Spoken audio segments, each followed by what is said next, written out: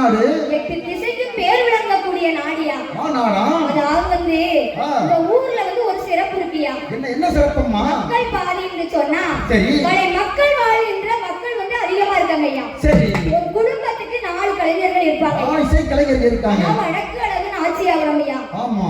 இங்க வடக்கு அழகு நாச்சியாபுரத்துல இந்த நன்னகரத்தில நான் ஒண்ணே சொல்ல விரும்புறேன் ஐயா. என்னம்மா அது? அதாவது இது கலைக்கென்றே பிறந்த ஊரியா. கலைக்கென்றே பிறந்த ஊரு. ஆமா. அதாவது வடக்கு அழகு நாச்சியாபுரம் ஐயா. வடக்கு அழகு நாச்சியாபுரம். ஆமா. உடையார் பரமன். சரி. பால்ராஜ். ஆமா. குருசாமி. அவர்களுடைய கலை வாரிசியா. சரி. இல்லிசையிலேயே மாநிலமெங்கும் பேர் பெற்று வரக்கூடிய கலை வாரிசியா. ஆமா. அதாவது மூத்த தலைமுறை. சரி. யார் என்று சொன்னா யாரம்மா அது? தாய் மாமா முத்துக்குமார். முத்துக்குமார். என் சகோதரி மாரியம்மாள்.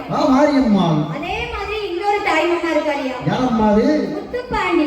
முத்துப்பாண்டி அவர்கள். மகேஸ்வரி. சரி. அவங்க எல்லாம் மூத்த கலைஞர்கள். மூத்த கலைஞர்கள். அதாவது எங்க குடும்பத்திலேயே முதல் தலைமுறை அவங்க இல்லிசையிலேயே பேரும் புகழும் பெற்றவங்கயா. பெற்று வருகிறார்கள். நான் இரண்டாவது தலைமுறையா. இரண்டாவது தலைமுறை. ஆமா.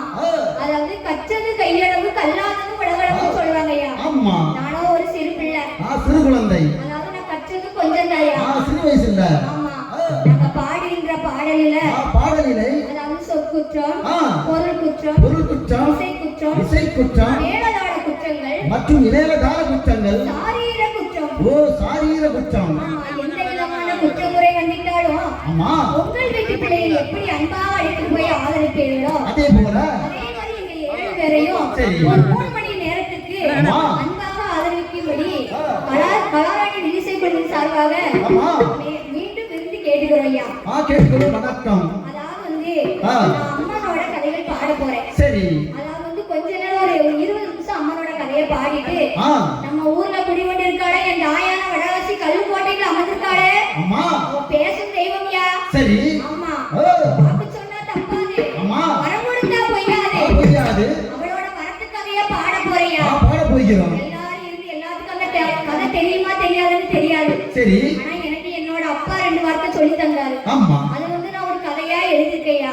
அதாவது அப்படி இருந்துட்டு அதை நான் கதையா எழுதினேன். சரி. ஆமா. அதனால அம்மன் கதை நிறைய இருக்கு. இந்த பொண்ணு என்ன கொஞ்ச நேரம் படிக்காதுன்னு நினைக்காதீங்க. நமக்கு நேரம் காணாது. ஆமா. ஆத்தா வந்து என்னோட வரத்து கதையை பாடுன்னு சொல்லி எங்க அப்பாட்ட சொல்லியிருக்காங்க. ஆமா. அதனால இந்த அம்மன் கதையை ஒரு 20 நிமிஷம் பாடிட்டு தாயான வடகாசியோட வரத்து கதையை பாட போறேன். பாட போகிறோம். எல்லாம்